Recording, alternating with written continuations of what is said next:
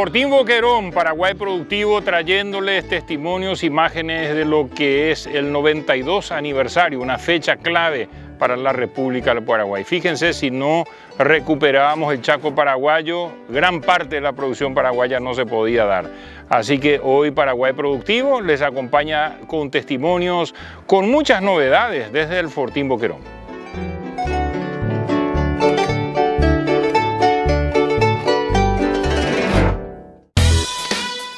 Es presentado por Chacomer Automotores, Puerto Seguro, Agua de la Costa, Constructora LT, Desarrollando el País, Yerba Mate Selecta, Vida Sana Trébol, Constructora TIC, Inverfin, Carnes Don Pepe, Rutas del Este, con los auspicios de Bancop, Crece desde la raíz, Lácteos Los Colonos, Petromax, Unamos Caminos, Record Electric, Lactolanda, Shopping China, Arcoiris, 25 años con sabor y confianza.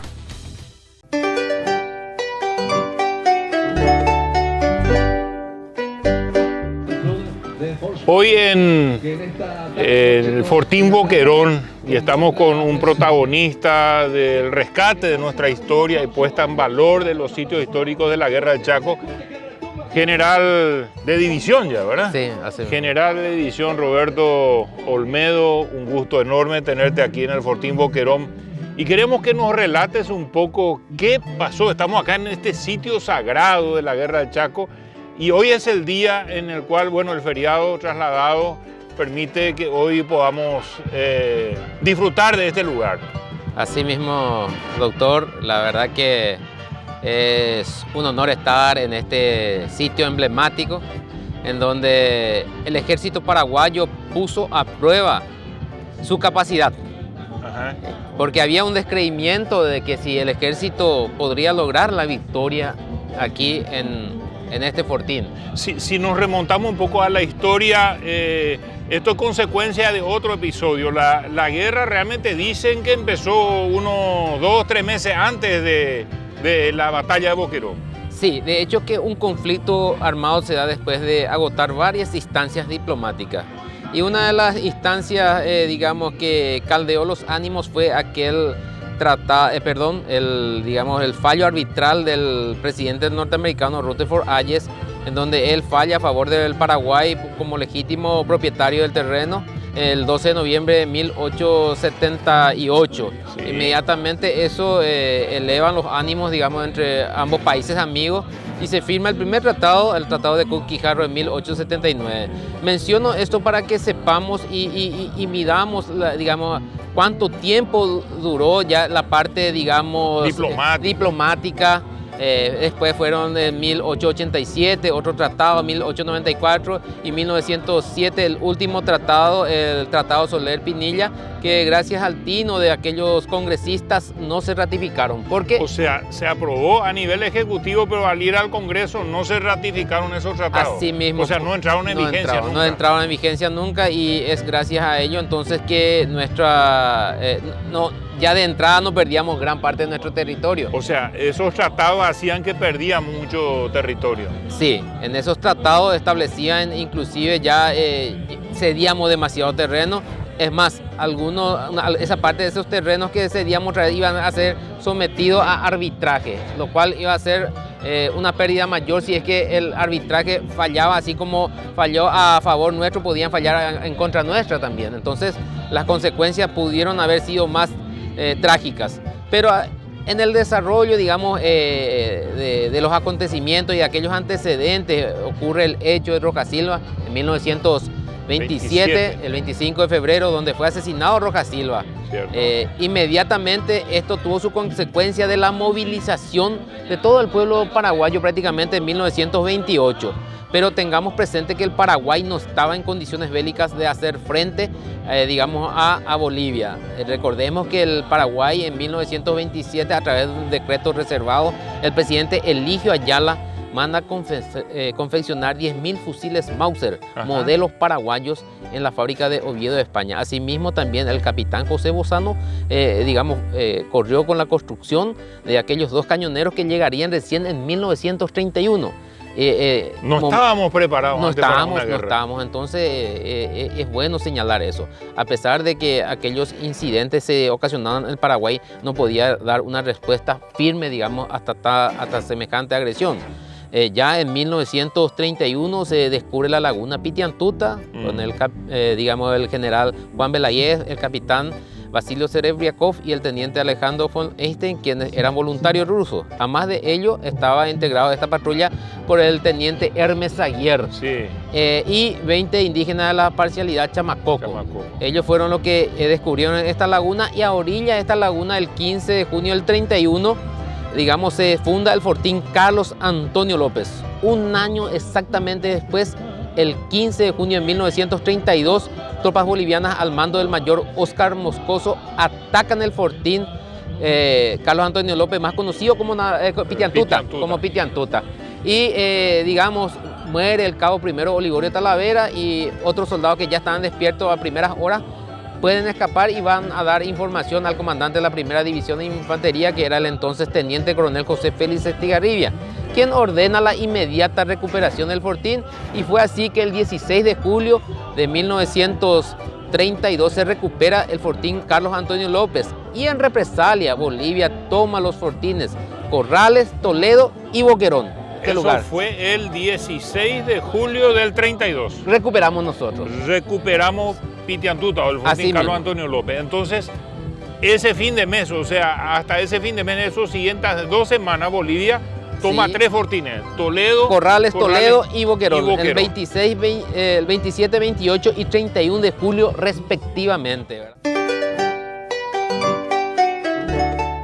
Bueno, vamos a ponernos serios un ratito, porque con la vida no se juega.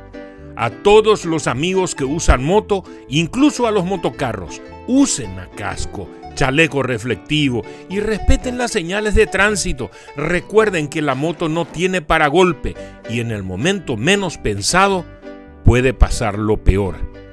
Aníquere Yavinderapé e Indebe, Rutas del Este.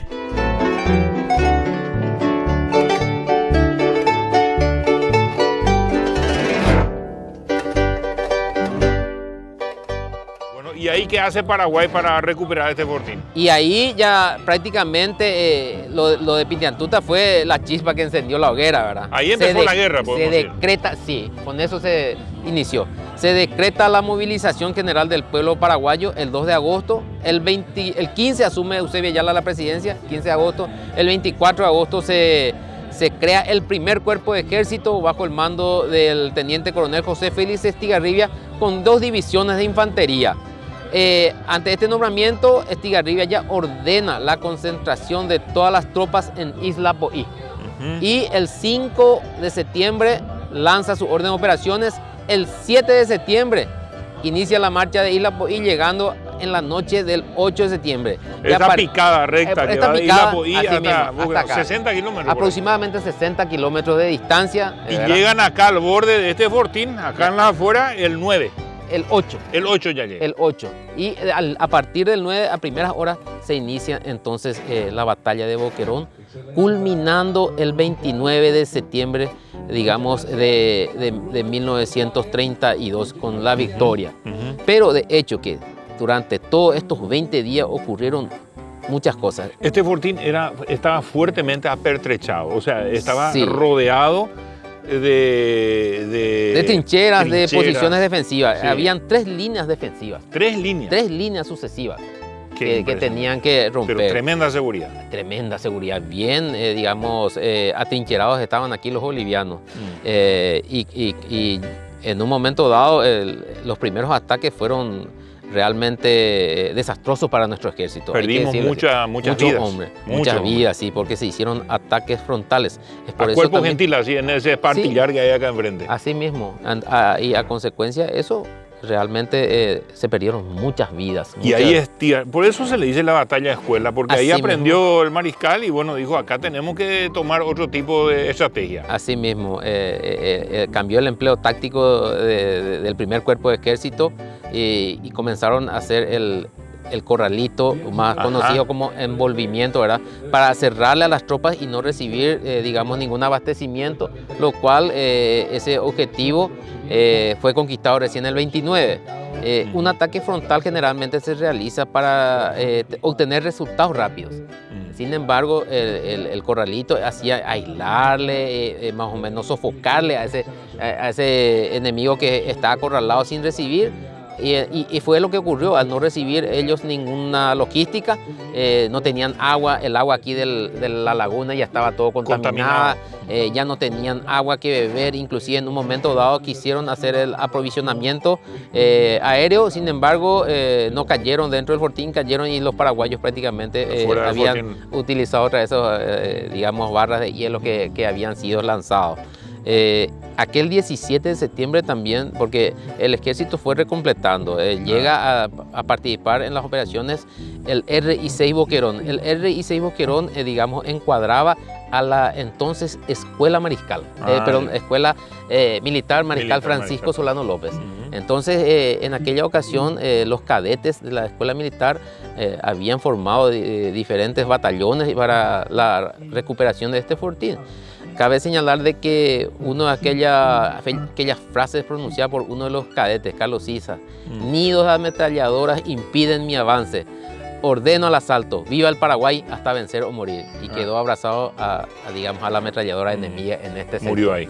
Sí. Otro, yo creo que también es digno de mencionar, que en esta batalla también participaron muchos rusos. Cierto. Entre ellos el capitán Vasilio Serebriakov, que el 28, en la víspera de la conquista, fue alcanzado por un proyectil, y algunas crónicas de que era llevado en una camilla, y al mirar, al contemplar el cielo despejado de aquel 28, con una brisa suave, había mencionado lindo día para morir, y ese día falleció. Fue trasladado, sí, fue trasladado hasta Isla Poí y sepultado en ese lugar.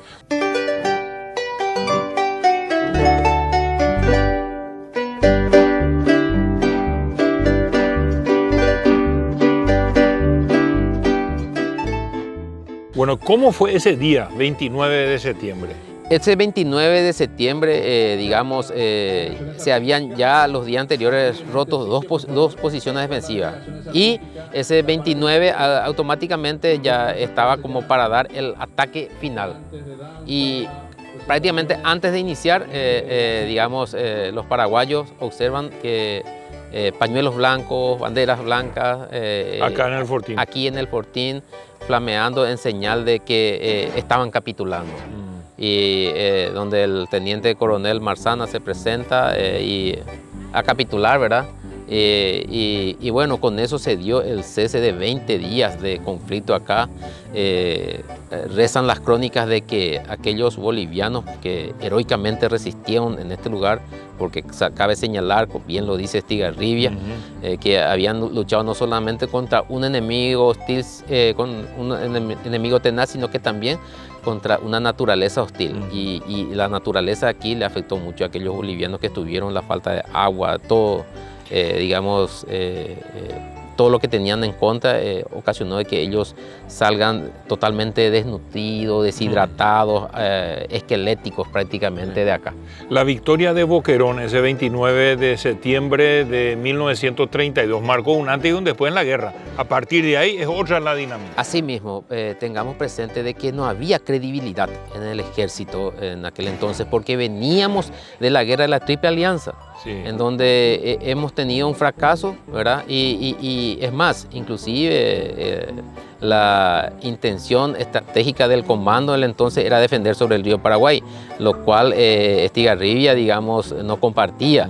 Él consideraba que teníamos que llevar el ataque para recuperar la mayor cantidad de espacio físico. Y fue así que esta victoria trajo la confianza en el ejército, en el pueblo, y pudo demostrar también a los otros países que el Paraguay tenía condición militar para hacer frente a cualquier agresión que se presentase en aquel entonces. Cuando usted como general observa este despliegue recordatorio año a año, cada vez mejor parece ser el Fortín Boquerón en buenas condiciones, se honra con eso la memoria del valiente soldado paraguayo que luchó para defender nuestra soberanía, ¿verdad? Y considero que sí. porque aproximadamente 30.000 paraguayos regaron con su sangre todo este territorio. Y mínimamente lo que podríamos hacer es venir a rendirle un homenaje sencillo y por sobre todas las cosas recordando todo lo que ellos hicieron, que entregaron lo más precioso que tenían, sus vidas en defensa de la patria amada por sobre todas las cosas, sin pedir nada a cambio.